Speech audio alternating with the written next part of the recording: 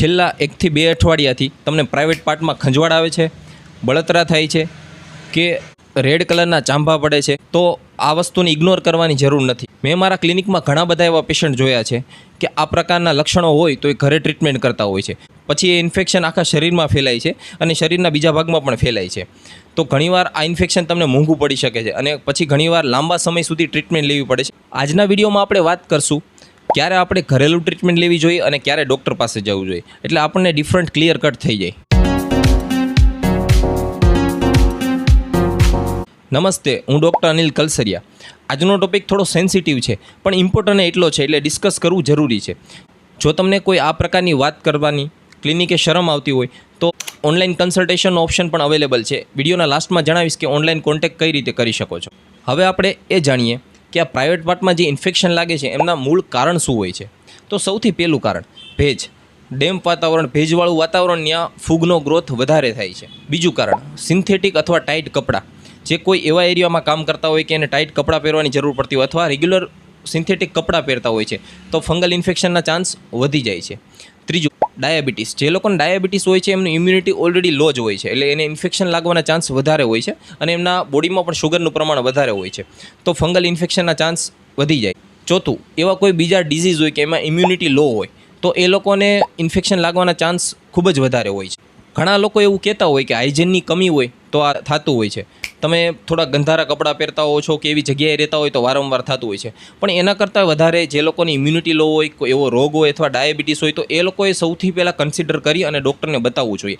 ઘરે કોઈ પણ પ્રકારની ટ્રીટમેન્ટ કરવી જોઈએ નહીં, કારણ કે ઘરે ટ્રીટમેન્ટ કરવાથી ઘણીવાર ઇન્ફેક્શન વધી જતું હોય છે અને પછી વર્ષો સુધી રહેતું હોય છે અને પ્રોપર ટ્રીટમેન્ટ ન થવાના કારણે સતત તમારા ચામડીમાં અથવા એક પર્સનમાંથી બીજા પર્સનમાં ઘરના સભ્યોને પણ થતું હોય છે.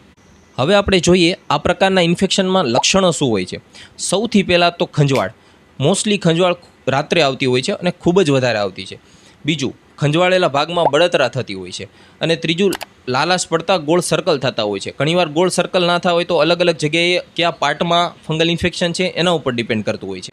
ઘણીવાર તમે ઇન્ફેક્શન એટલું બધું વધી જતું હોય છે કે ત્યાં પસ કલેક્ટ થતું હોય છે અને ત્યાંથી પાણી નીકળતું હોય છે.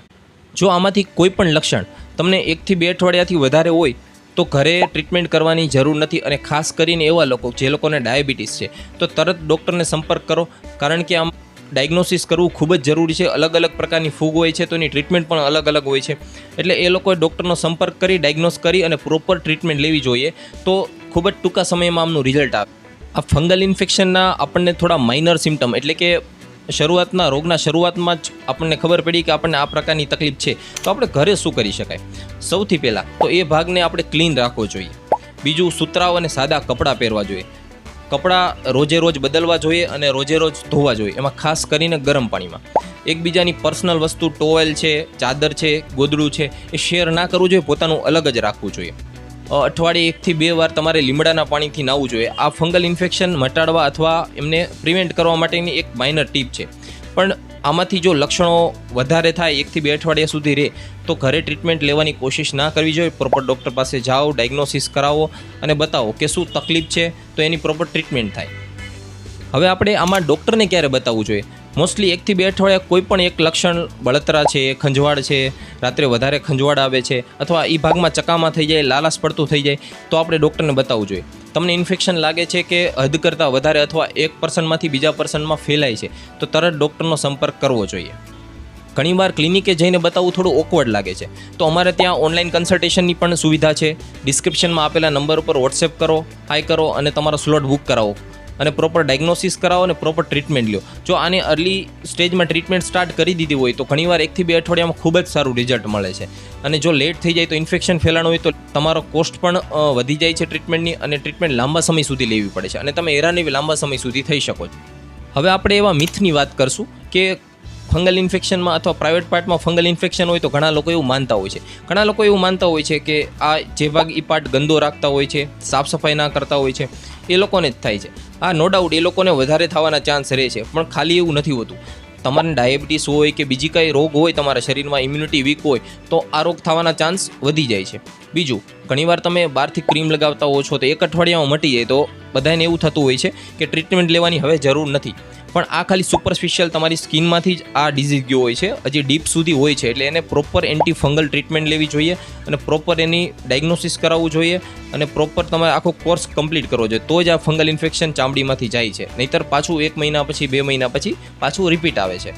અને ઘણા પેશન્ટને આવતું પણ હોય છે અને આવી પેશન્ટો ફરિયાદ પણ કરતા હોય છે કે સાહેબ ટ્રીટમેન્ટ લીધી છે પણ પાછું ફંગલ ઇન્ફેક્શન રિપીટ આવે છે.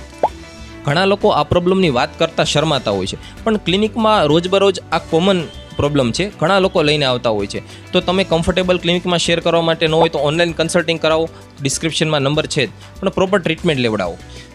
આ પ્રકારના રોગમાં લાંબા સમય સુધી ઘરેલું ઉપચાર કરીને સમય બગાડવાની જરૂર નથી. ડાયગ્નોસિસ કરી અને ટ્રીટમેન્ટ લેવી ખૂબ જ જરૂરી છે.